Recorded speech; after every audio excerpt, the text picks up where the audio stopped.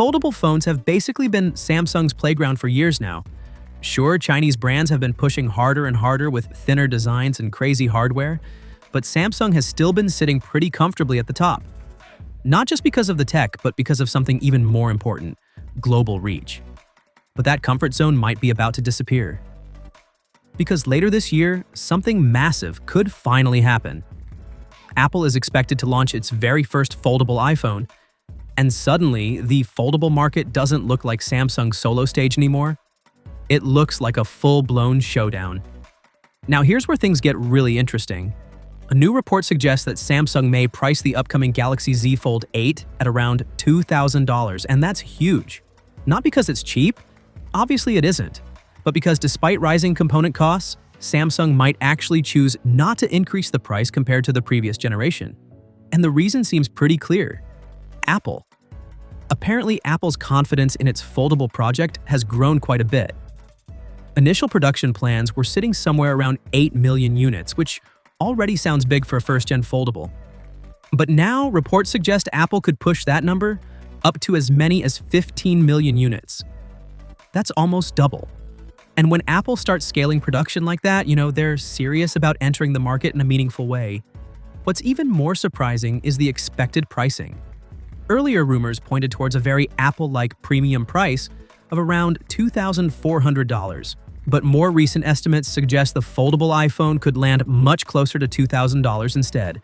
And if that actually happens, suddenly Samsung's Galaxy Z Fold lineup isn't just the default option anymore. It becomes a direct competitor. So from Samsung's perspective, keeping the Galaxy Z Fold 8 at a similar price could be less about generosity and more about survival. But holding that price steady is far from easy. Hardware costs are rising across the board. Memory chips are getting more expensive. Application processors are getting more advanced and costly. We've already seen Samsung increase prices on other devices like the Galaxy S26 series because of these pressures.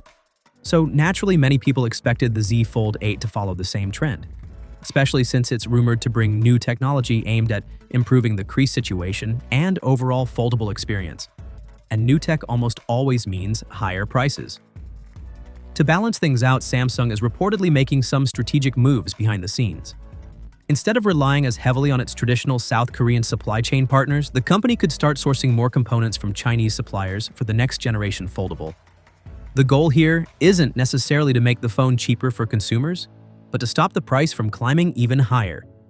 In other words, Samsung might be trying to make the Galaxy Z Fold 8 feel competitive rather than revolutionary in terms of pricing. Because once Apple officially steps into the foldable space, perception matters just as much as specs.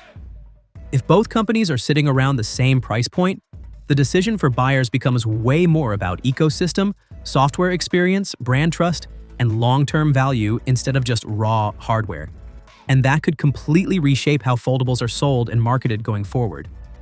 So we might be heading into the first real foldable war where pricing strategy becomes just as important as innovation itself. Now, I'm really curious what you think. If both Samsung and Apple launch foldables at around the same price, which one would you personally lean towards and why? Let me know your thoughts down in the comments.